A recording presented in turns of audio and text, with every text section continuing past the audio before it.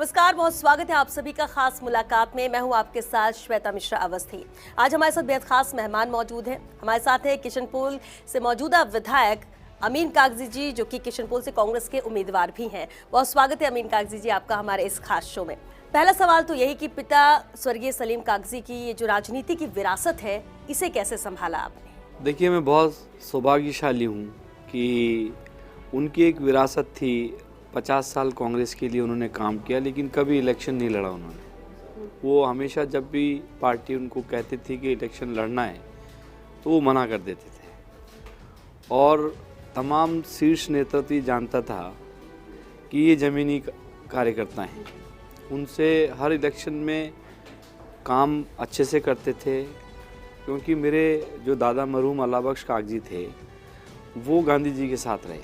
उन्होंने गांधी आश्रम में 10.5 साल तक कांग्रेस के लिए पेपर बनाया।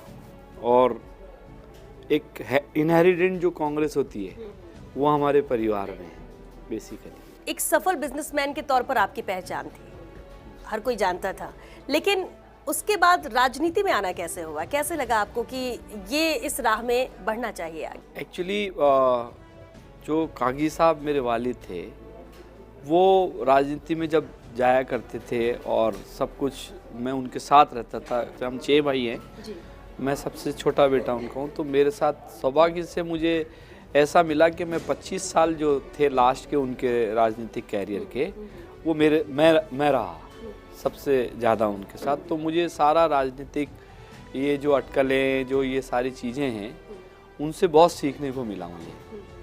और वो ये चाहते थे कि मैं इलेक्शन लड़ूं और एमएलए बनूं। लेकिन दुर्भाग्य से मैं 13 में विधायक नहीं बन पाया, जब वो हयात थे, जिंदा थे। 2016 में उनका इंतकाल हुआ, 18 में इलेक्शन में मैं जीता। तो मैं तो यही कहता हूँ कि ये सब उन्हीं का प्रताप है। उनका नाम आज भी लोग बड़ी शिद्दत के साथ लेते हैं। 5 साल आप विधायक रहे, बखूबी अपने क्षेत्र में आपने काम कराया, लेकिन आपके लिए कहा जाता है कि आप में राजनेताओं के गुण नहीं है। साफ साफ खरी खरी बुखर होकर आप कहते हैं। आपको लगता है कभी इससे आपको नुकसान भी होता है, या ये क्वालिटी होना जरूरी है राजनेताओं में? मेरा पर्सनल व्यू है कि ये राजनीति, हालांकि आज के राजनीतिक परिवेश में ये चीज़ें लोग नहीं करते, लेकिन मैं इसलिए करता हूँ कि एक बार बहुत छोटा था मैं, तो पंडित नवल किशोर शर्मा जी के यहाँ मेरे पिताजी गए और मैं भी उनके साथ था सौभाग्य से। तो एक कोई दौसा से कोई सज्जन आए थे, तो वो दूसरी या तीसरी बार उनके यहाँ आए। तो उन्होंने उसको ये कहा कि भाई, तेरे को मैंने परसों मना कर दिया था, तो तू बार बार क्यों आता है, कि तेरा काम नहीं होगा। तो वो मायूस होकर लौट गए। तो मेरे पिताजी ने उनसे, पंडित जी से ये पूछा कि आपने इसको इतना ऐसे क्यों बोला, बिल्कुल साफ साफ। तो बोला, सलीम भाई आपको पता नहीं है, ये रोज़ वहाँ से 50 रुपये खर्च करके आता है और मैं जानता हूँ इसकी आर्थिक स्थिति कैसी है। ये इसके लिए ठीक नहीं था। तो मैंने इसको आज पहली बार ये कह दिया कि आप काम नहीं होगा तो ये बार बार खर्चा नहीं करेगा। ये मैंने उस मंतव्य से कही। तो मैं भी कहीं ना कहीं ये सोचता हूँ कि आदमी को साफ गोई से बात करनी चाहिए, उससे ज़्यादा ठीक रहता है। एक ना एक दिन नेता की छवि खराब होती है। अगर आप सीधी सीधी बात करोगे तो तकलीफ भी नहीं होगी। उसको पता है कि एमएलए साहब ने मना कर दिया तो अब ये काम नहीं होगा। इसलिए थोड़ा सा अब इसके एडवांटेज और डिसएडवांटेज हैं, लेकिन कहीं ना कहीं सच्चाई ही चलती है, झूठ पाखंड नहीं चलता, मेरा व्यक्तिगत मानना। बिल्कुल ठीक कहा आपने। लेकिन होता ये कि लोग चाहते हैं कि किसी को नाराज ना करे, किसी के लिए हम बुरा ना बने। शायद इस कोशिश में ये झूठ फरेब भी चलता है राजनीति, और इसलिए माना जाता है कि ये बहुत ज़रूरी हो गया है। लेकिन बहरहाल बहुत से ऐसे नेता आप जैसे भी हैं जो इस व्यवहार के साथ भी जनता के बीच में अपनी पकड़ रखते हैं। अहम सवाल है, कांग्रेस पार्टी ने एक बार फिर आप पर भरोसा जताया है, जबकि अभी लिस्ट का दौर जिस तरह से जारी रहा, एक के बाद एक नाम डिक्लेयर होते रहे।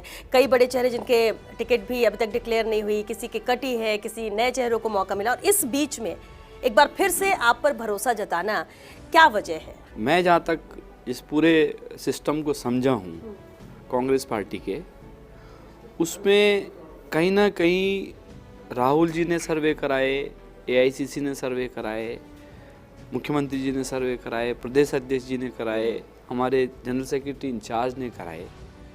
तो जो ग्राउंड ज़ीरो की रिपोर्ट है वो बहुत अहम रखती है। स्क्रीनिंग कमेटी ने भी मेरे को बुलाया। मैंने जब उनसे कहा, मैंने कहा साहब मेरी तो आप लोगों से फीडबैक ले लो कि मेरा काम कैसा है, मैं लोगों से जुड़ाव कितना है। तो ये सारे पैरामीटर्स पे एक दिन मेरे को ऐसा नहीं लगा कि मुझे टिकट में कहीं खतरा है। तो मैं बड़ा आश्वस्त था और मैं तो धन्यवाद देता हूं कि कांग्रेस पार्टी ने मुझे तीसरी बार ये अपॉर्चुनिटी दी है। बिल्कुल, पार्टी ने आप पर भरोसा जताया, लेकिन कांग्रेस पार्टी के अंदर के ही कुछ लोग थे जो आपकी टिकट कटने को लेकर कोशिश कर रहे थे, हालांकि सफल नहीं हो पाए। उनको लेकर क्या कहेंगे? ये कांग्रेस की डेमोक्रेसी और खूबसूरती है। विरोध बहुत जगह हुए, बहुत लोगों ने विरोध अपने अपने मुख्तलिफ अंदाज में किए। कुछ तात्कालिक जनरेट होते हैं विरोध दिखाने के लिए, कुछ लोग कराते हैं, कुछ विपक्ष कराता है, लेकिन पार्टी को हकीकत पता है। वो सारे लोग जितने भी विरोध करने वाले थे उनको एट लास्ट पता था कि टिकट तो हमारे कहने से नहीं कटेगी, और आज वो हम सब लोग एक परिवार के लोग हैं, सब साथ मिलकर इलेक्शन लड़ रहे हैं। लेकिन सिर्फ विरोध की बातें नहीं हुई थी, विरोध प्रदर्शन भी किए गए थे। इसके बावजूद भी आपको टिकट मिलना, वजह आप क्या मानते हैं? क्यों नहीं सुनेगी? क्योंकि कई बार ऐसा माहौल बना दिया जाता है कि उस माहौल के अंतर्गत टिकट काटना पड़ जाता है, मजबूरी बन जाती है। जब ये विरोध हुए तो पार्टी ने इसकी हकीकत जानना चाहिए, अंदर जाना। तो उसमें पता लगा कि ये मोटिवेटेड लोग किसी के द्वारा प्रायोजित हैं।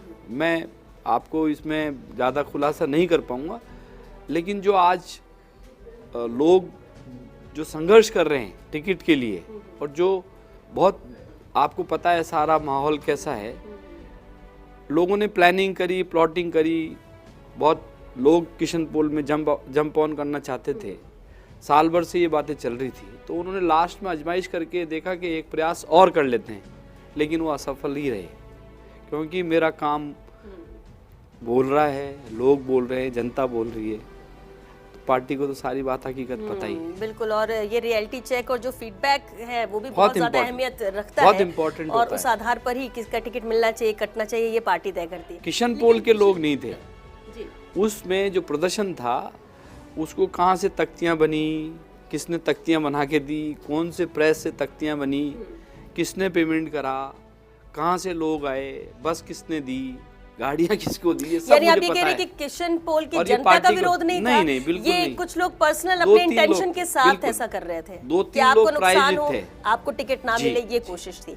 बहरहाल किशन पोल, क्योंकि 5 साल आप वहां से विधायक रहे, विकास की बात होती है, सवाल उठते हैं, काम कराना हो, जिम्मेदारी आपकी थी।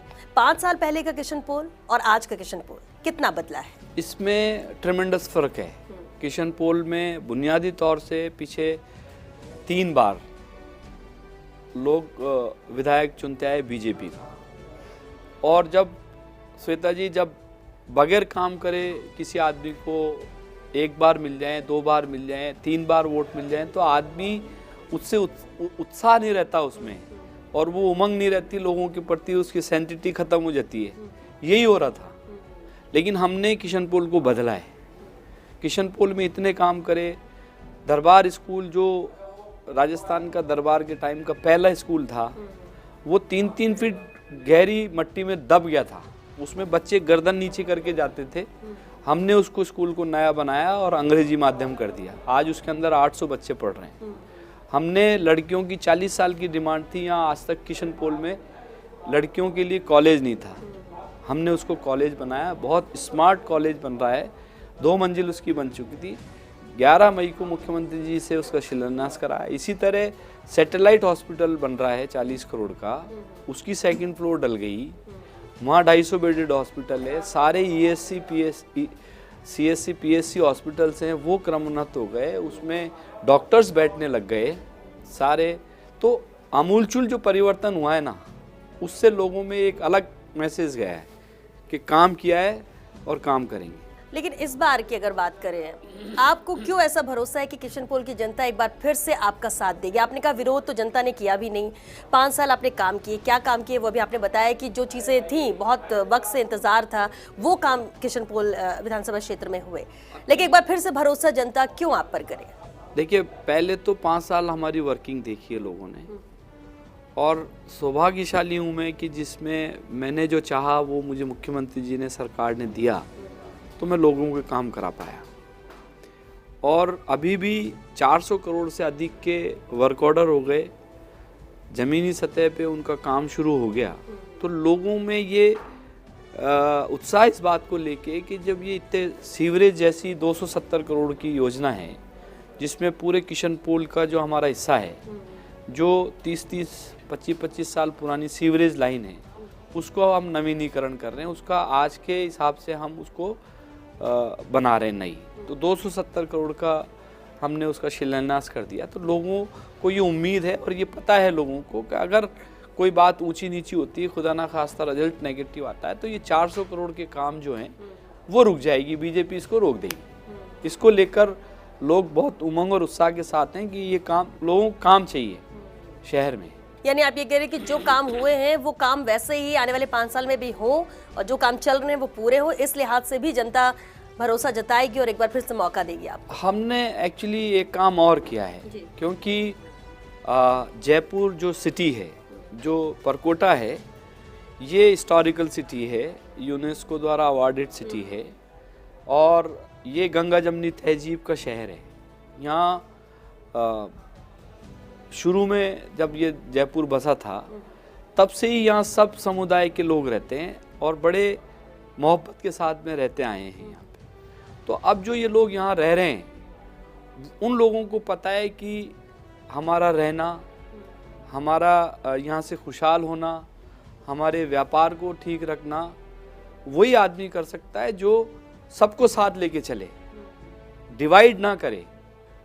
आज की जो राजनीतिक आप देख रहे हैं, इसमें डिवाइड एंड रूल का मामला है। इसमें ध्रुवीकरण करके लोग राजनीति करना चाहते हैं। लेकिन मेरा जो किशनपोल का वोटर है, वो पढ़ा लिखा वोटर है, शहरी अर्बन वोटर है। इसको कोई मूर्ख नहीं बना सकता। इनको सब पता है कि हमारे हक में क्या चीज़ है, और हम अगर किसी कल्प्रिट के साथ मिल गए या हमने हमारे वोट का गलत इस्तेमाल कर दिया, तो आने वाला समय हमारे लिए और हमारे बच्चों का मुस्तकबिल भी उसमें खतरे में होगा। हमने कोशिश ये करी कि यहाँ की गंगा जमनी तहजीब और सांप्रदायिक सौहार्द बना रहे, सब लोग मिलजुल कर अपना जीवन बसर करें, बच्चों को पढ़ाएं, आगे बढ़ने की अपॉर्चुनिटी है वो रहे, और लोग प्रगति करें, व्यापार चले। और क्या चाहिए सरकार से, एक विधायक से? अमन, चैन, सुकून, उनकी चिकित्सा, उनकी शिक्षा, उनके स्कूल, उनके अस्पताल, उनकी सड़कें, उनका सीवरेज। इसके अलावा आपसे और क्या मांगती है जनता? बिल्कुल बिल्कुल ठीक। अमीन कागजी जी, खास मुलाकात आगे भी जारी रहेगी, चर्चा हम कुछ और मुद्दों को लेकर आपसे करेंगे, लेकिन फिलहाल एक छोटे से ब्रेक के लिए यहाँ रुकेंगे। जल्द लौटेंगे इस ब्रेक के बाद, आप बने रहिए हमारे साथ।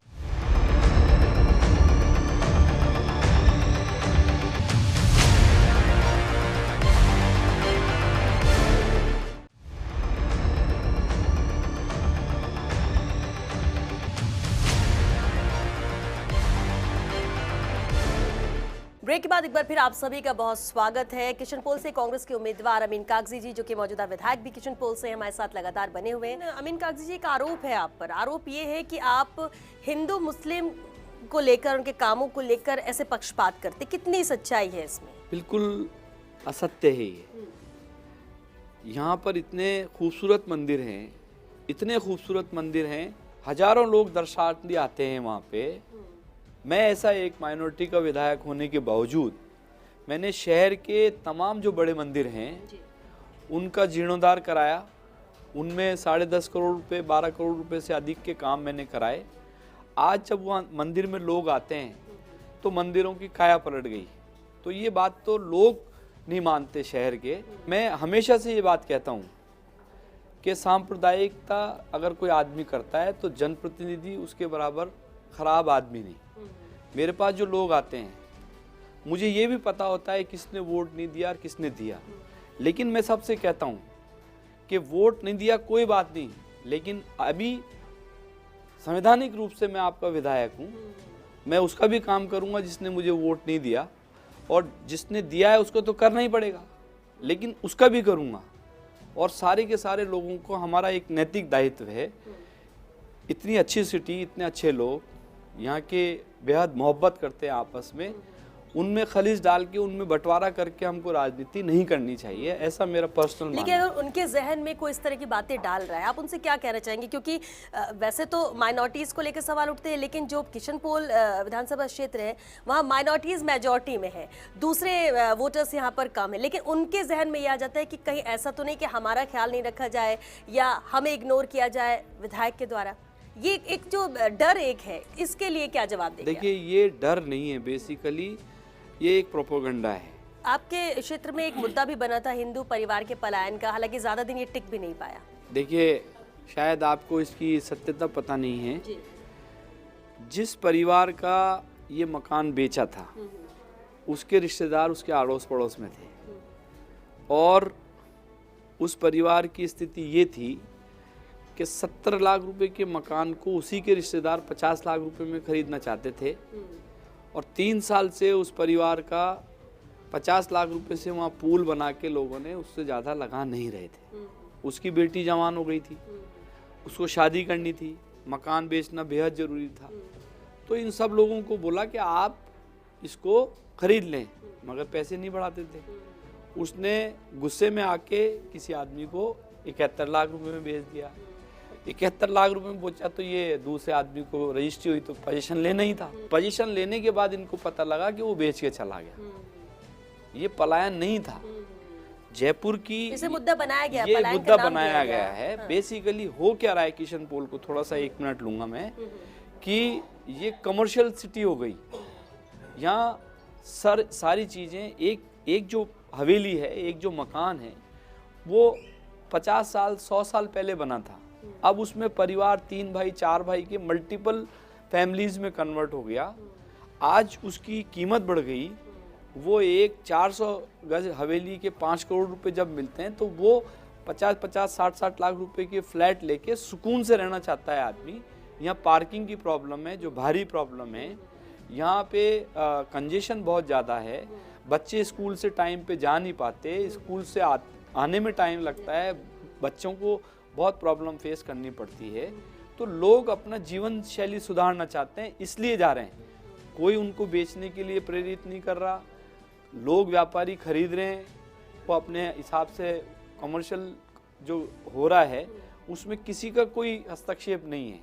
ये सब अपने आप लोग बेच रहे हैं और खरीद रहे हैं। जनता के बीच में तो आप पहुंच रहे हैं, किशनपोल की जनता के पास जा रहे हैं, लगातार लोगों से मुलाकात कर रहे हैं, लेकिन वो कौन से 5 काम हैं जिन्हें आप जनता के सामने रख रहे हैं, जिसके बूते आप उनसे वोट मांग रहे हैं? देखिए, किशनपोल में अभी बहुत सारी बुनियादी चीज़ें जो हमने करी हैं, एक तो उनको हमारे को पूरा करना है।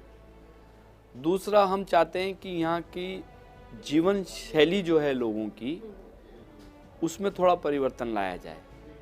बहुत कंजेशन है, बहुत प्रॉब्लम्स हैं। मैंने 3 बार प्रयास करे पूरे 5 साल में कि मैं इनके जो ई रिक्शा हैं उनकी जोनिंग करा दूं। लास्ट में आज के 3 महीने पहले मैं मंत्री जी से मिला, यातायात मंत्री से, और पूरा ट्रैफिक कंट्रोल बोर्ड की मीटिंग हुई।